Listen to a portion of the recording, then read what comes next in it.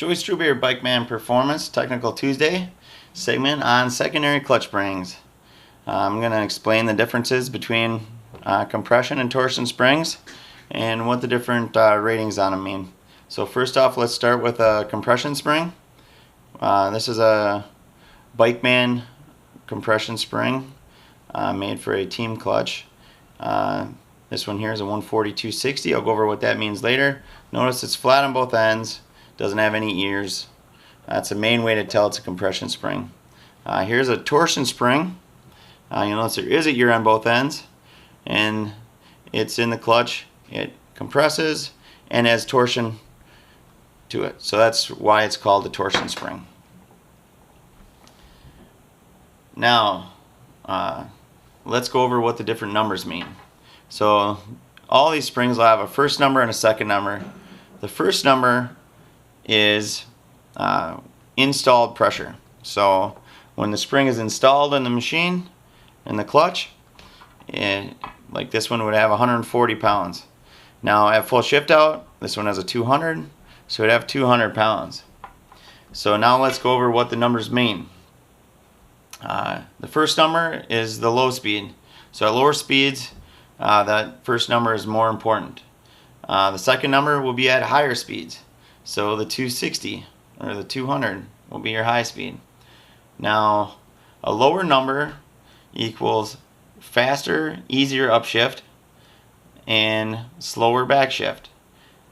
Higher number equals slower upshift and faster backshift. So we also see here these little Teflon washers we sell for compression springs.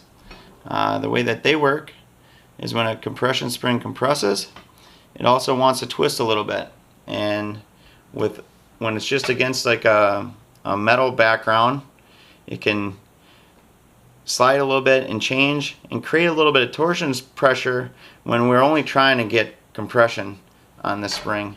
So when we put these little Teflon washers in, now it's slippery like it's on a bearing, so it'll always find its neutral home.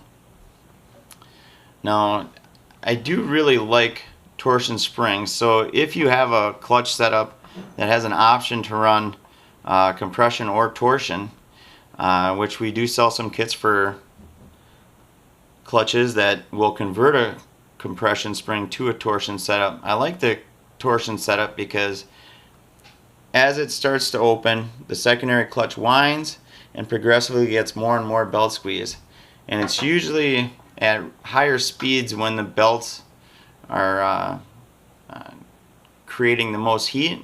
So when we put a little bit more side load at the higher speeds, which the torsion spring does, it makes our belt life last longer. On some of our snowmobile models, we gain as much as 8 miles an hour just switching to a torsion spring.